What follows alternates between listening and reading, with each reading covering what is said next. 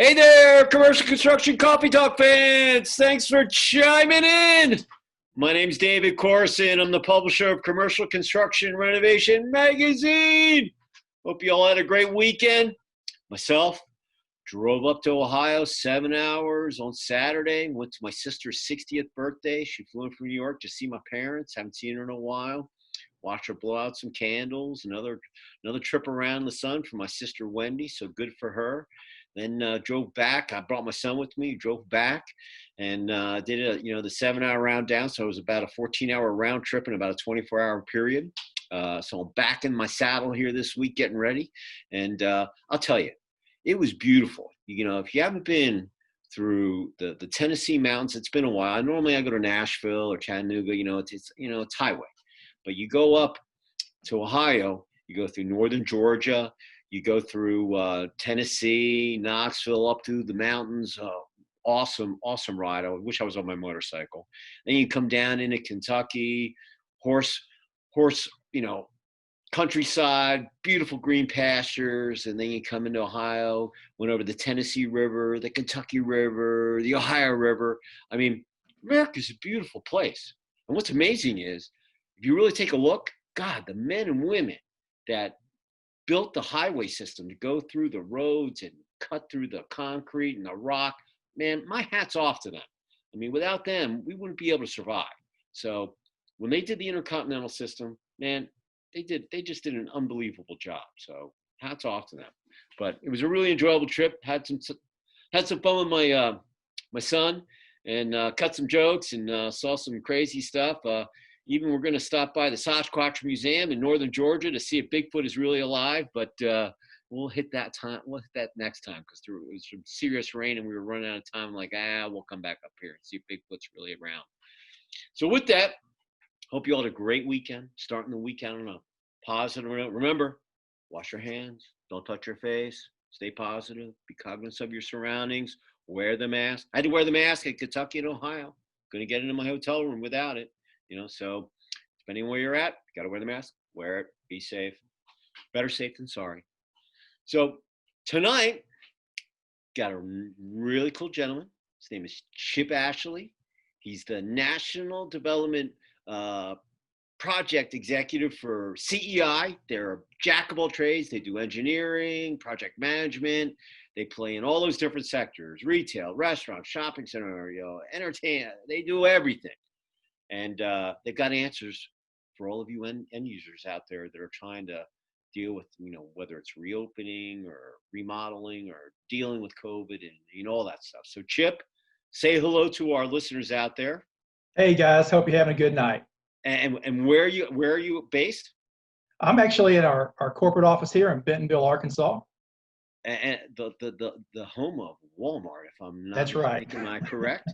That's right. How could you not know that? The largest retailer in the country, in your backyard, but they had to start off one store. Now they got thousands. So taking on Amazon, competition, Target, all those guys, all the big boxes. It's exciting every day to see, what's going on, because every day's fluid in retail.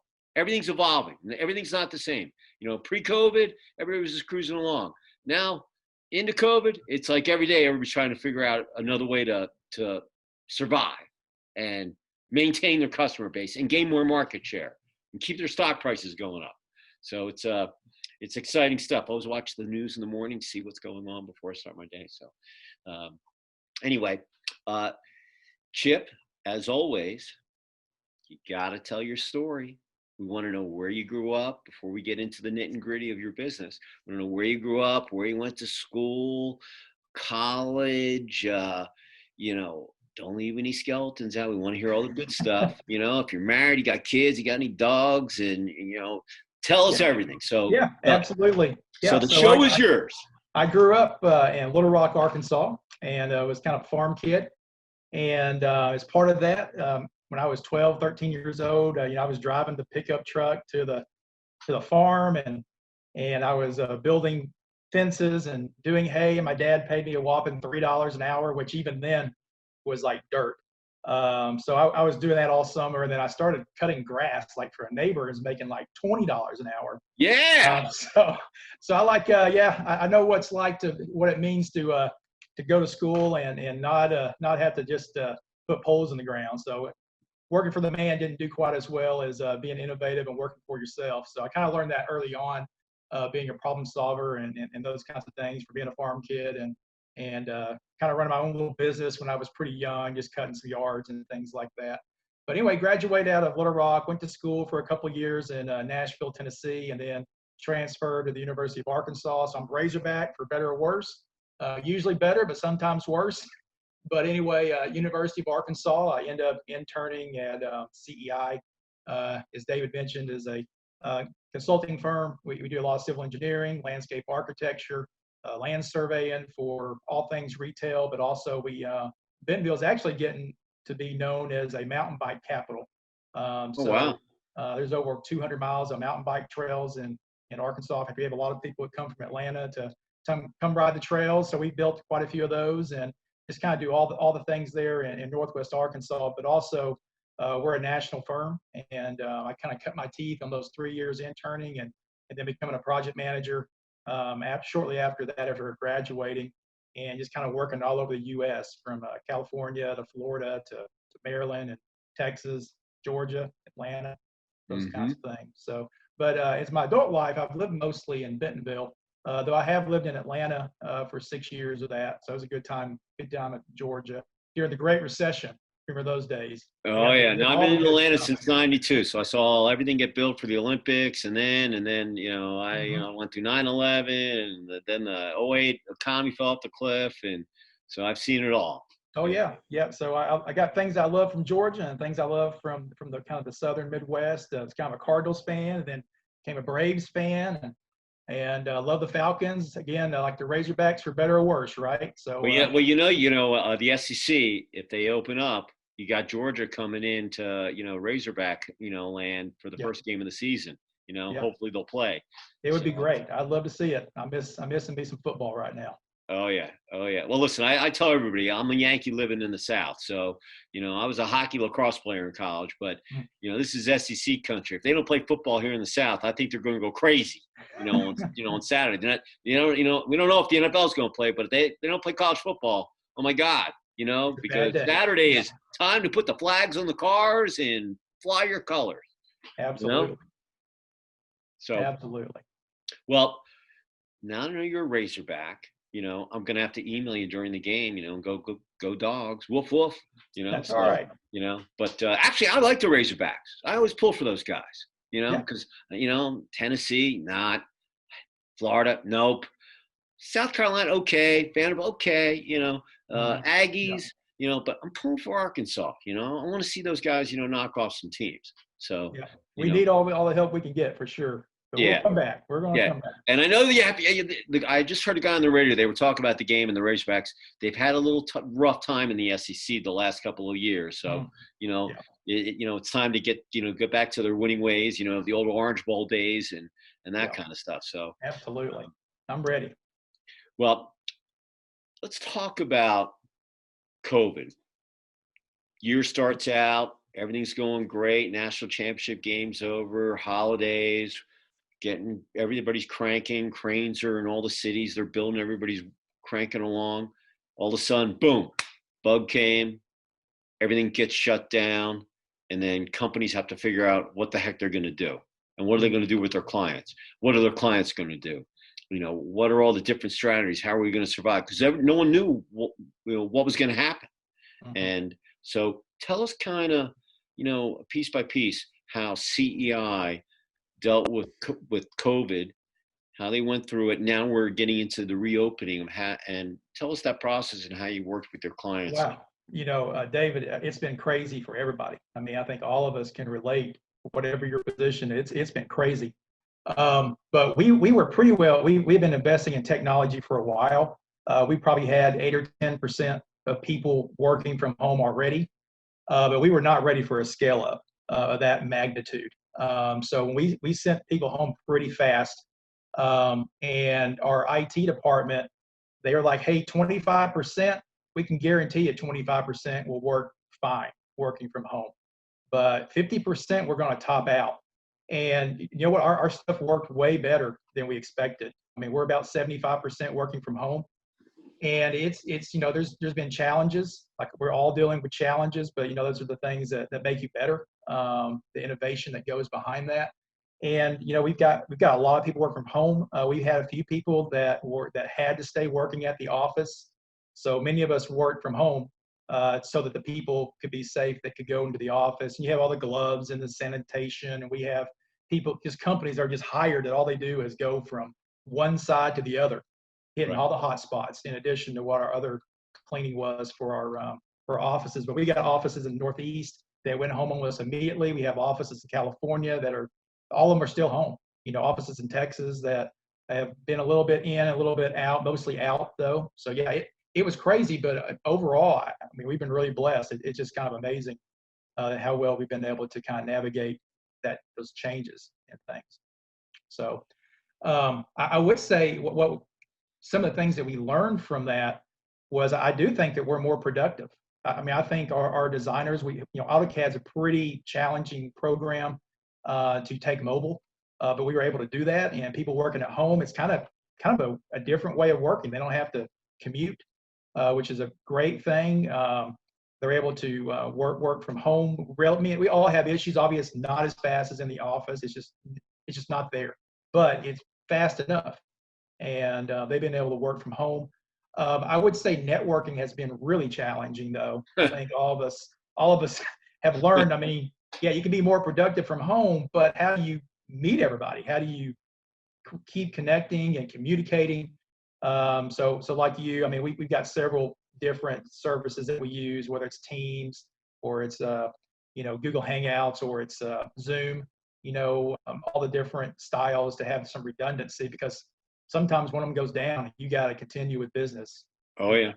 Mm-hmm. That's what our clients have had to deal with. I mean, they had to deal with, change. We knew change was coming because of what you mentioned earlier. Amazon and Walmart go into battle. People go online, but people don't want to stay online. They want to be able to walk around with their cell phone, and they want to be able to get the same deal in the brick and mortar as they can get online. Or driving in their car, going to which one's got the best deal as to where I'm going. Mm-hmm. And so that change was coming, but just like I was talking about earlier, where we were not quite ready for that, we've been all forced into it. So we're here, it's here, and the innovation that we've seen from some of our clients and our competition and in ourselves it's been kind of a crazy time, but also a really interesting time to be alive. I mean, I've talked to a lot of architecture, engineering firms, contractors, and many of them have their staffs, cities. A lot of them have their staffs working at home, and they've all said, going into it, very worried about corporate culture, were they going to be productive, how that was all going to work, if they were technologically, they had the infrastructure to actually handle it, the bandwidth, et cetera. And they've all said they've been shocked at how productive people have been. They don't have to spend gas and go through rush hour. I mean, you were in Atlanta. I'm sure the traffic's not in Little Rock. It's not Atlanta, but it's still rush hour. You still got to get up. You still got to go through it. You still got to burn gas. It's mentally draining. Here, you work out of the house. You can have your dog with you. You can get things done. I worked out of my house for a while now, so I was prepared. I hunkered down. It didn't faze me. But a lot of people, it was a big change. And some people need to be in an office, and others can actually get it done. But most of the vendors and even the retailers and so forth that I've spoken with on the podcast, that they were shocked at how productive they could be. Their meetings don't take as long. If they need to get their staff trained in a certain thing like budgeting or estimating, whatever it might be, that they're able to do that. And they had more trust and confidence in their staff as the days kept passing by and there was no cure and there was no vaccine. And then the months kept going by. I mean, remember, this thing started back, really the snowball was March. I mean, but it was in here before then, but really March is when everything kind of hit the fan. And then people didn't really know how long it was going to last. And now look, we're almost into September Yeah. tomorrow, Yeah. and Absolutely. we're still working at home. And a lot of us thought it would be done in June. I mean, to be honest, back in early March, we're like, a couple months, we'll be back. Yeah. And we, it just goes on and on and on and on. And I think we're getting better at things, but it's still a scary thing. But that innovation is what has been so interesting. Like you said, people working from home. Um, I have gone in the office a couple of times, and you'd be shocked at how much water cooler talk that cuts you out into your productivity. Now you need some water cooler talk and that Yeah. culture and that connectivity. So we've kind of had to build it in, which I'm sure a lot of people have figured out. I mean, what we've found is the teams who were communicators in the beginning, who were good communicators in the office, became great communicators once they went home. And those who were not good communicators in the office became worse communicators at home. So what Mhm. we've had to do is build in, 15, 20-minute meetings in the morning with the teams, 15-minute, how's things going in the evening. There's a lot more structure to how we communicate and how we get information for, between the individuals and the team, and need you to do this, need you to do that. How'd you go? What's up? Those kinds of things. And then building in some, social time, which is a challenge too, 5-hour cocktail times, Mhm. where you're not talking shop so much, but you're getting to know each other and you're building those relationships. So that has been a challenge. Has been a So, challenge, but interesting. so let's talk. Don't mention any names, but let's talk about some of your customers. What have been some of the innovative things that they've done Wow. that without COVID they probably would have never thought about doing. Yeah. I think we probably all know who, if you go down, think about quick serve restaurants. You probably know the guys who were super innovative in the beginning, and then the other guys were, hey, look across the street, so they started doing it, which that's part of business, but having double drive-throughs, if you already had that, you can move faster. If you were already using iPads to check people out in the drive-through, you were able to move faster, and it still is about convenience. And people want to cook from home for so long. I mean, I've got to have, I got Oh to yeah. have, it's driving me crazy. Mhm. In certain things that I was a little surprised that it hasn't caught on quite as fast is, of course, we had the mobile. You could get on your app and you could order your meal and you just go park in a parking space, which is awesome. But there was one client we had that's already got canopies over their parking spaces. And, Georgia, Texas. I mean, even with the air conditioner going, it's hot in your Oh car. yeah. No, it's And hot. if you can go under a shade structure, man, somebody will come to your place over somewhere else just because it's 10 Mhm. degrees cooler under the shade structure. And Mhm. Game of Thrones, winter is coming. What's that going to affect with elements? You got to open your window and it's pouring down rain or it's snowing or sleeting. That's going to, people are still wanting to eat out, even of those things. We've had one client that has started, and I think probably your people start to see this, but they are rerouting their drive-through throughout their parking lot to build area for patio. Oh, Because you can nice. spread people out. If you have some shade structures on a patio, put some landscaping out there, so it's kind of a nice ambiance out there. And you know what, people get spread out. They feel a lot more comfortable being outside and doing those things. So we're starting to see that. I think you've seen some more casual dining where they're maybe near a city square where they had parking just right out front, where they blocked off all the parking and put up some little kind of little barriers for people to sit outside and on the parking spaces, and kind of just making an ad hoc patio out of the parking lot. Yeah, if you're an inline retailer or a restaurant and you're watching competitors that have the drive-throughs, that's a major disadvantage. Mhm. Location, location, location. But who knew that was going to be, the deciding factor of, with COVID and so forth. Sorry, my dogs are barking. But uh, but then you got to get creative, figure out, okay, we don't have that drive-through. So what are we going to do to help keep our market share and get some of these people back to come here, because we have just as good food or better than the guy that has the Mhm. canopies where they got the drive-throughs. So Yeah. So what's better than that is delivering it to your place. We're seeing is people don't want to go to the drive-through. You've got delivery services popping up for both retail and for restaurants. Grubhub, You got different grocery stores delivering groceries. Kind of the problem that we saw before the pandemic was, how do you deal with the last mile of delivery? Well, you got all these services popping up everywhere, where people are, whether they're out of work. So now I'm a delivery driver for whoever, Hmm. retail, restaurants, all of it. My parents, they're staying home and haven't been going out. They figured out who the best delivery are for the grocery stores, which one get the good produce instead of the all bruised up produce, or they Oh, grab yeah. things, or they miss things, so the competition is going to be high for those elements too. But those are some of the things that were starting to pop up. What do we do with the last mile on delivery services for retail? It's kind of, some of that's starting to get a sharp point on it for how that may look like in the future.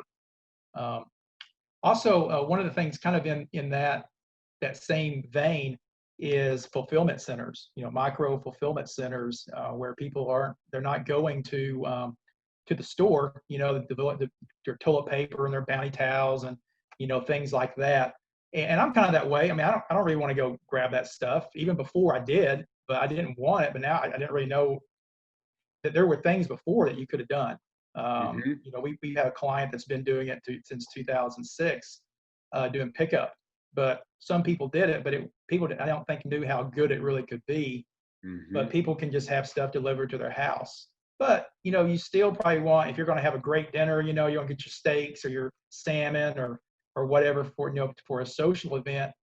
Those things you may want to still go yourself into the store and get. And Hmm. what we were seeing kind of on the front line was all the smart devices and what they're going to play in the future. Smart homes. There's already technology for smart homes and your smart car and your smart device. And if your partner puts, like, you need to stop and get milk at your smart home, it can communicate to your car or your device when you're going by your favorite store. Hey, get the milk. You pull in and get that now. So it's kind of crazy what things could be in the future. It's I just was pretty talking amazing to to see. my sister's birthday this weekend. We were talking about, I said, hey, the cell phone, this is like the best tool ever. Mm. And if you have a personal email or a text number or a personal phone number, your phone is the most amazing thing. Anyway, someone told me, it's like, there's a program out there that you can have, and you can be driving down the road on a highway like in Atlanta, 8 lanes wide, and you can shoot out, hey, Johnny's Pizza, get 2 for 1 or whatever, get off at exit 29, and it's just unbelievable the things that you can do to communicate, to get people to come and look, because everybody's on their phone. Absolutely. So everything that you do has got to be tied to this, because this is the magic wand to either get them to come to your house or to get them to come to your store. And you got to have that. And that technology is probably the most amazing thing that I've seen in super speed in such a small amount of time, that people realize, oh my God, we have to have that presence, on that phone. Yeah, So it's absolutely. Absolutely. You know, what, as far as your clients, are they now, obviously some sectors are better than others, and some of the stores, we knew that they were going to get closed. This was just a catalyst to kind of push them. We all know who they are. And and always retailers are about, look, they closed the older stores, they're redoing others. I never bought into reading a story, oh, people are closing 50 stores, but they're building 20 more new ones. And it's, you got to go deep into the story to get the positive enough. And I always look at a positive when something's negative, because look at this, people are reinventing themselves. They're only the strong survive and the smart survive. So as far as your clients, you got a very diverse client base that you deal with. What do you think their attitudes are, going into the fall? You've got Christmas coming up. Normally everybody's trying to get their stores done by Thanksgiving, because you're a retailer, you're going to make all your money between Thanksgiving and Christmas. What's their attitude right most of my clients personally have a pretty good attitude. Like you said, I have some that have they've slowed down pretty significantly to conserve cash, and now? they're Hmm. doing well, but they've had to kind of pull back. But we've had other clients that actually, when all this happened, they were racing forward, because it wasn't just us that went home; the cities went home too. All the permit people that we deal with, the reviewers, all went home. So it became really a challenge for us to continue the schedule. Like, don't stop the schedule. We have to build, and not just because we want to open, though that was a large part of it, but there's a huge community, contractors, subcontractors, the local community, the national GCs that they use. All those people's jobs depend on us getting projects through. Mm-hmm. So we were challenged. We met the challenge. And it's really that personal touch. I mean, we were having to call people. People were home.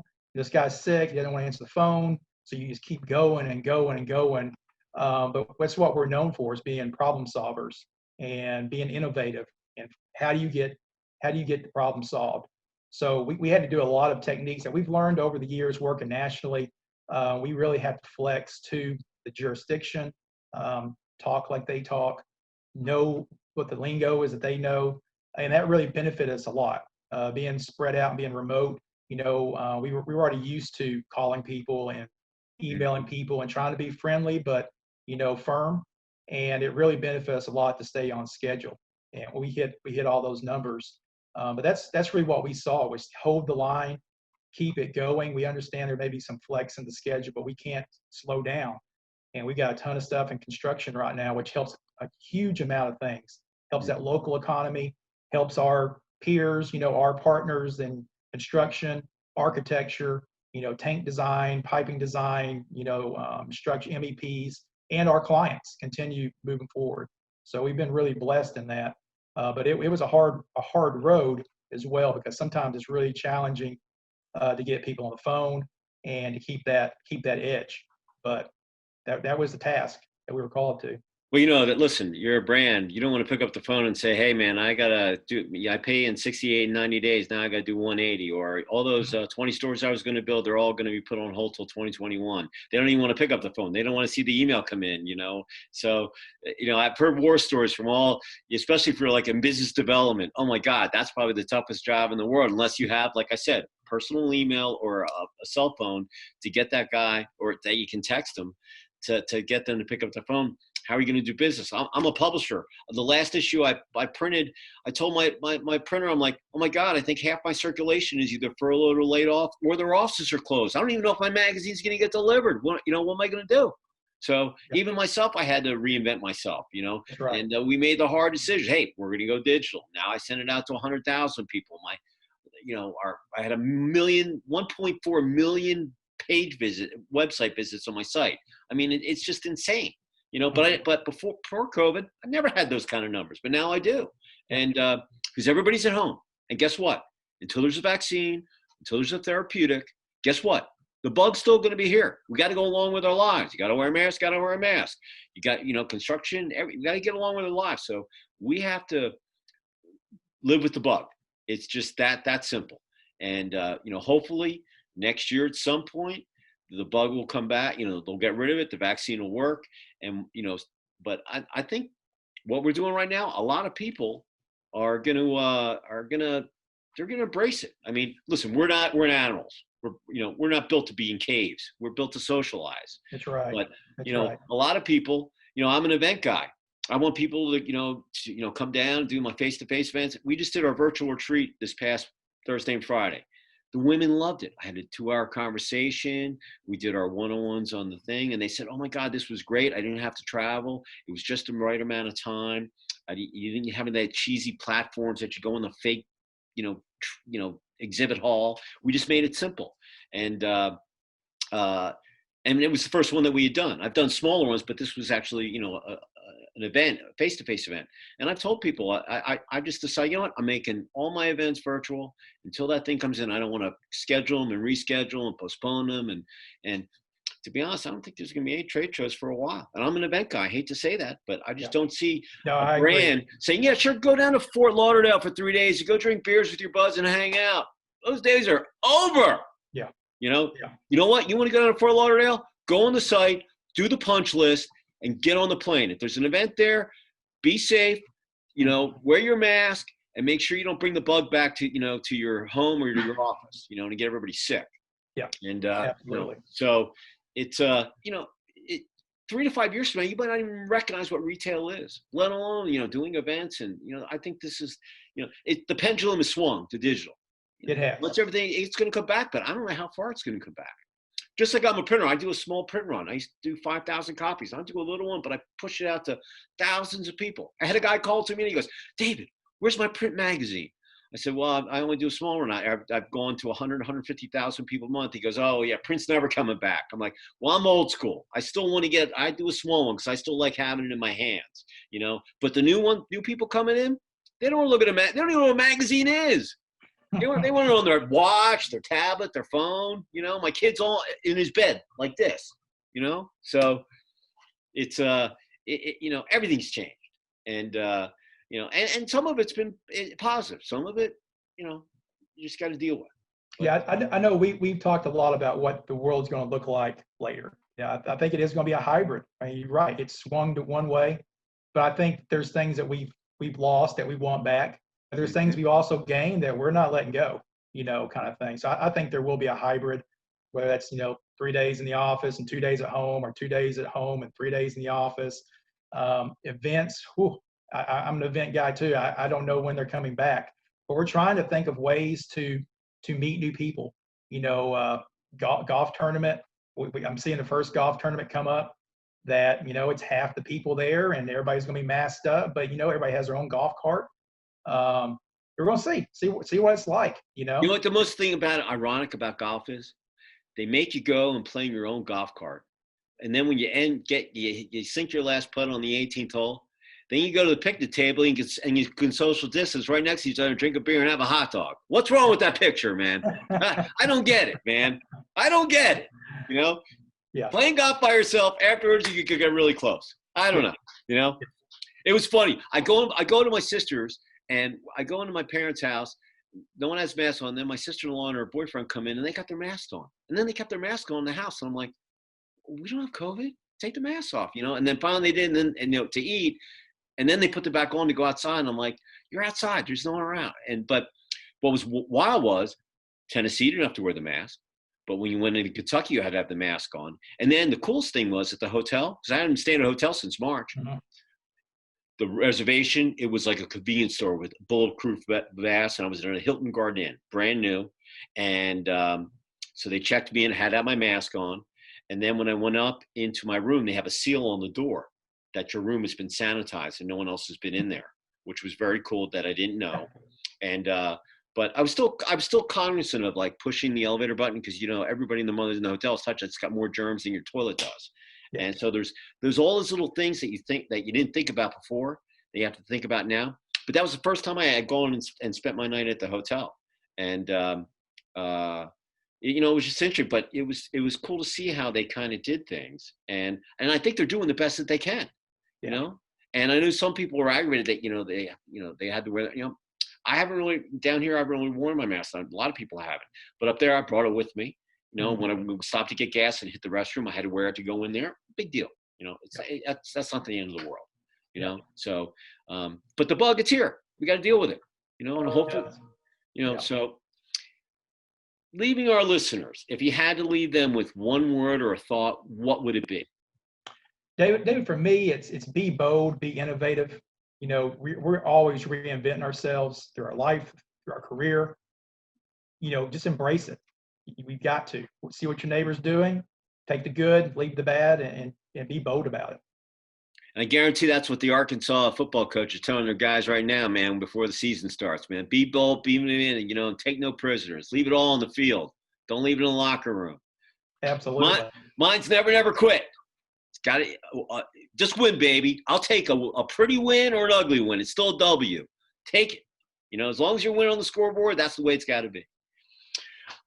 Chip, if someone wants to get in touch with you, talk about all the innovative ideas and practices that CEI offers, how would someone get in touch with you? Yeah, first you could go to our website, CEIENG.com. Also on LinkedIn, but my email address is cashley@CEIENG.com. My cell number is 770-365-1073. But yeah, LinkedIn, email, website, it'll link over to me. And you kept the Atlanta number. Way to go. We like it, Right. It's no reason to change your cell phone when you move anymore, right? No, I've had the same fuss. I've been with Sprint for 20 years. I haven't changed it once. I'm like, I have a 404 number. I was here, getting a 404 number. You know where I've been here long enough. But, hey, everybody, if you want to get in touch with me, you can reach me at davidc@ccr-mag.com. If you're not a subscriber, up on my toolbar at ccr-mag.com, hit the subscribe button, become a subscriber. Got a great issue. My August issue is just went to press, and it's going live on Wednesday. We're always looking for stories. If you got something cool that you think that our readers should know about, send it to me. I'll post it up in the web. Making it in the magazine is very tough these days, but we're monthly. We're always looking for stuff. Content is king. I've got 14,000 pages of stuff up there. So if you got something cool, send it to me. You never know what might end up in ink digitally or up on the social media, LinkedIn, Facebook. We got them all. So with that said, Chip, pleasure talking to someone in Bentonville, Arkansas, and we wish the Razorbacks good luck in the fall. And to everybody out there, the fourth quarter's coming. Got the nice fall weather. Hopefully the summer heat's going to come down. No more hurricanes for anybody. We're thinking about all the people in Louisiana that got hit down there, on the coast. That they're going to have to rebuild that stuff. So that's good for construction. I know it's a pain in the butt.